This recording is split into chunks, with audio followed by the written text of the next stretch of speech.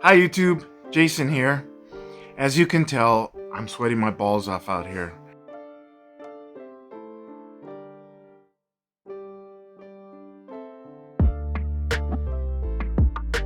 I'm outside. There's a good reason for that. It's because I cannot film indoors because it's too hot. As you know, I live in the Philippines.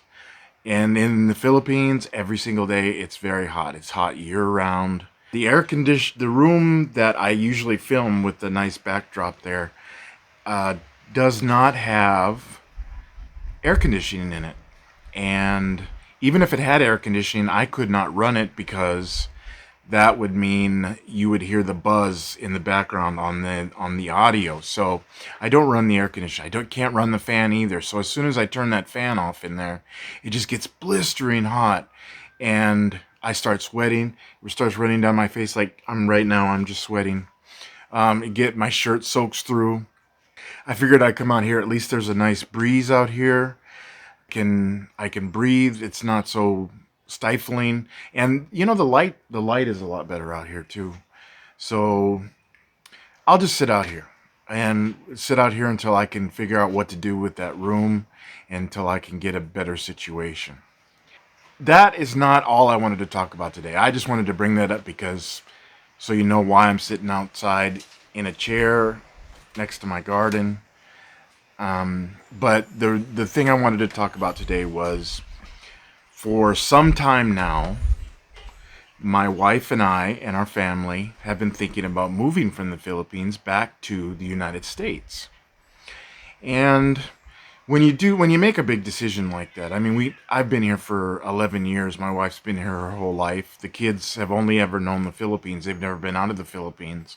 When you make a big decision like that, you got to weigh the pros and cons. You got to talk about it. So we've been really talking about it a lot and weighing the pros and cons.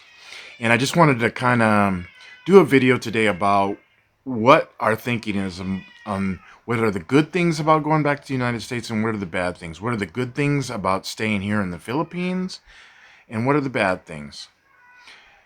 I'm going to start with the Philippines first. The good about the Philippines. One thing is we already have a house here. We have a nice place to live. We're comfortable here.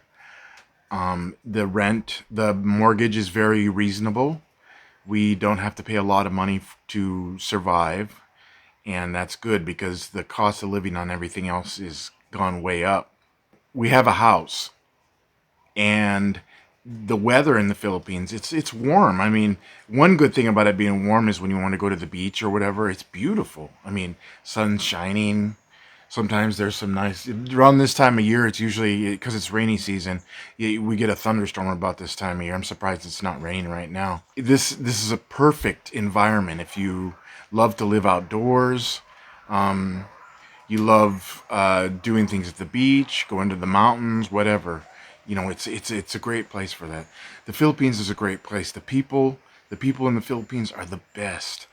I mean, I'll talk about it later, but I mean, there's issues I have with quite a few people in the United States about the rude, entitled attitudes that a lot of people have seemed to take on. Um, and it's not anything new since what happened in 2020. It's an ongoing thing. People are just rude for no reason. You see it online. I still see it online every single day because I deal with everybody from the United States every day. But you see it online. Here in the Philippines, you don't see that. I mean, you don't see racism. You don't see classism. You don't see sexism. You don't see things like that. People are kind to one another. People take care of each other. Family takes care of family. Friends take care of friends. You don't always see that in the United States. Since I've been here, I've been treated like a king. And going back to an environment where my family could potentially be the victim of racism because they're Filipino, we could run into Karens and rude people and things like that. We don't want to deal with that. The other thing besides the people is, despite the fact that the food, the gas, and the electricity have gone up in cost, they've gone through the roof. it is still cheaper to live here than in the United States. I can survive here on my disability check. Yes, I still get disability. We can survive on that. I mean, if the costs go up anymore, I don't know. I mean, that's one of the reasons we were thinking about going back, but I don't know if that's the environment where we want to go back into because it's cost more to live there. So, the bad thing about the Philippines, first of all, let me just say, I don't like to say too much bad about the Philippines. I am a guest here. I'm not going to talk about politics or anything like that because it's none of my business. I am a guest in this country. I'm on a visa, so it's not my place to talk about the politics of the Philippines. But I will say there are some things about the Philippines that do irritate me. One of them is I don't have health care here.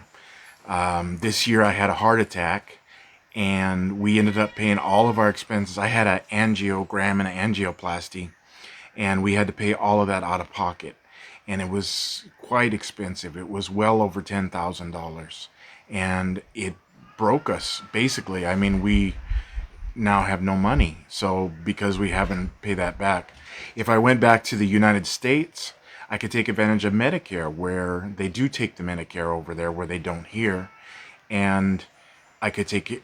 I wouldn't have to pay for that as long as I was on disability. I mean, if anything ever changed, like I started making money on YouTube or whatever, I mean, all that would change. But as of right now, I'm I'm still on disability, so I can get Medicare.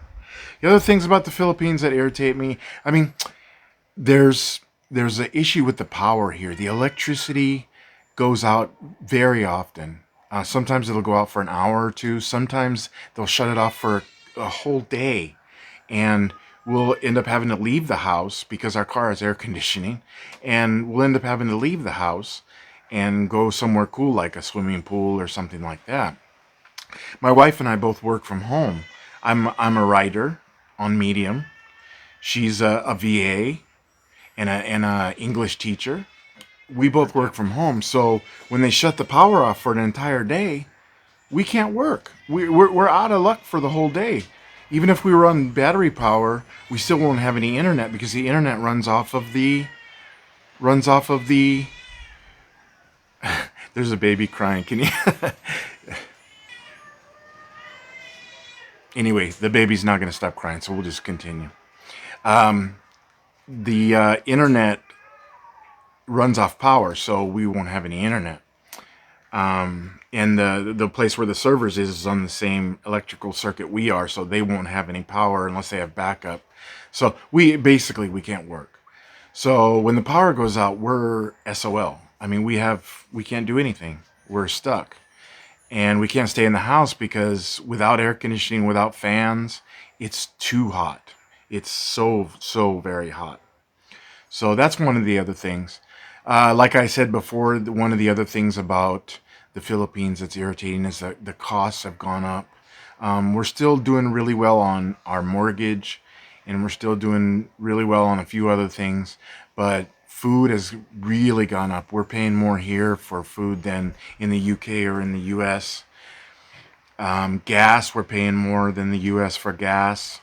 And electricity, we're just paying an astronomical amount, even though we only very rarely run the air conditioner, like mostly at night when we're sleeping.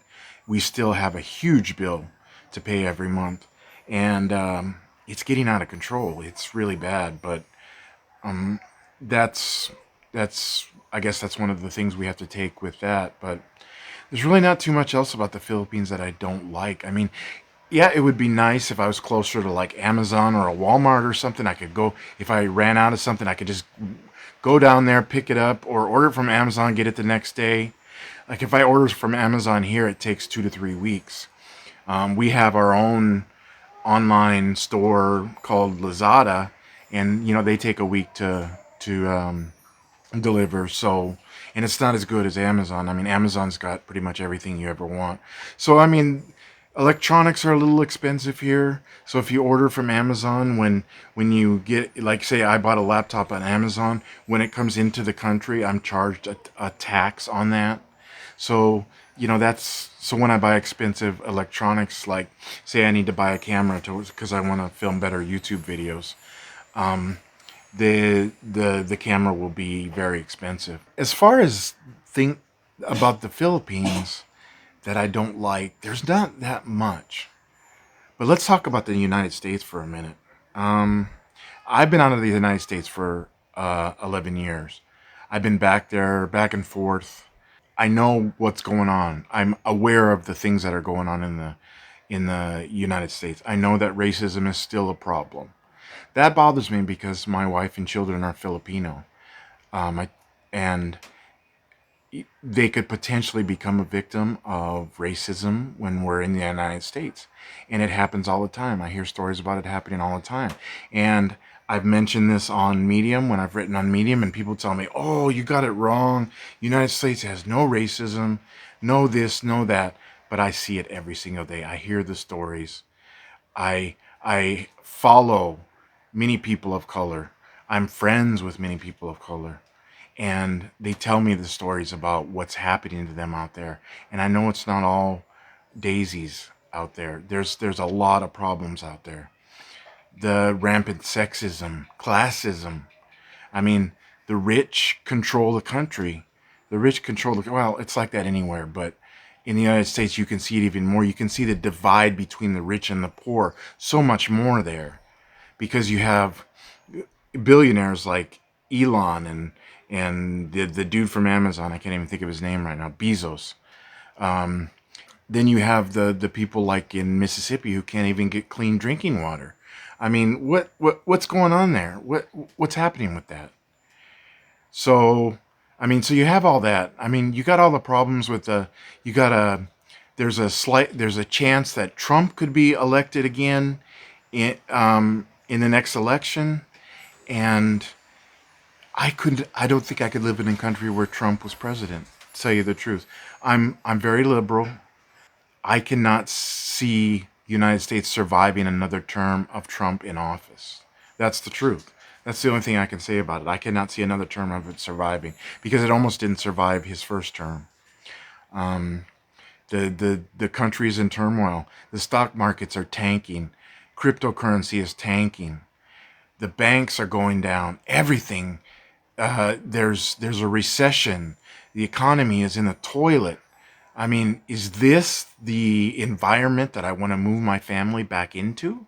Is this, would we be moving back into a better environment? I mean, because at least here in the Philippines, we know how to be poor. I mean, we're poor here, yeah, but we know how to deal with it. We do it every day. We go back to the United States. Everybody's so used to having money for this, money for, they can order off Amazon whenever they want. They can Uber Eats. They can get whatever they want. Go to Starbucks. When the money starts going down the tube and recession happens, people aren't going to have all that. People are going to be pissed off, and it's going to cause problem. There's going to be social unrest. There's going to be issues because people are tired. People are sick of what is going on. And I just don't know whether I want to go back in that environment, and I don't know if I want to bring my family into that environment. As much as they would love to see the United States, and as much as I would love to go back there and be with my three boys who are all grown up now, and my mom and dad, I would love to go back and live near them and see them and let them meet the kids and everything. I just don't think that it's an environment that I want to bring my family back into. So many poor, so many homeless. The chances that we that something could happen to me with my heart and I didn't have Medicare or any health insurance, and we ended up on the street somewhere living in a car, or even if we had a car, living in a shelter somewhere, the chances of that happening, it's too much to ask my family to put themselves in that kind of danger, to put themselves in that situation just because maybe I want a little more convenience, that I can go down to Burger King whenever I want, or I can go to Walmart and buy underwear instead of having to order it off Amazon and wait for a month for it to come here. Yeah, there's a lot of reasons to go back, but none of them are very good. None of them are good enough to make me want to bring my family out of this environment, this good environment that we're in, this healthy environment that we're in, and bring them into that. Even if everything went fine, even if everything went fine, I'm still bringing them into that where stuff could happen. The one thing I have not mentioned is my daughter is school age. Do I send my daughter to school where there's school shootings every week? I mean, everybody's going to say, that's not going to happen. But I bet all the people that where it did happen were saying that before it actually happened to them. I cannot see sending my daughter to a school where there could be a school shooting, where they do drills and kids have to go to school with bulletproof backpacks. I cannot see putting her in that position. I don't want to have moved there and she get in and she something happens to her from one of these school shootings and I have to feel the guilt because I'm the one that said let's go to the United States because I want an easier life. I can't do that to them. So I think for now, I think eventually we're going to go. I think eventually when I start making more money, maybe when I start making a little money on YouTube or when my writing career takes off, and I'm not on disability anymore, I'm making some decent money, we'll probably go back to the United States, maybe in a year or two. But until then, we're just going to save money. We're going to save money. We're going to do what we can and enjoy our time here in the Philippines and wait until the time when we can go. So that's how it is. But anyway, I'm sweating my butt off out here. I don't know if you can tell, but my t-shirt is soaked through and it's just dribbling down my face here. So, but there's a nice breeze, but motorcycles keep going by and there's babies crying and everything. So I'm gonna leave it at that. But thanks for listening to me rant today. And hopefully next time I'll probably be out here again because I don't know what to do about that room. My daughter's in the other bedroom. We only have 2 bedrooms, so she's in the other bedroom, and we're in our bedroom. So I don't know what else to do but sit out here and do it. It's a lot better sitting out here than indoors. I'd much rather sit out here. Plus the light's a lot better. I don't have to buy expensive lights to shine on myself. So anyway, thank you very much for listening to me. We'll see you next time. Bye.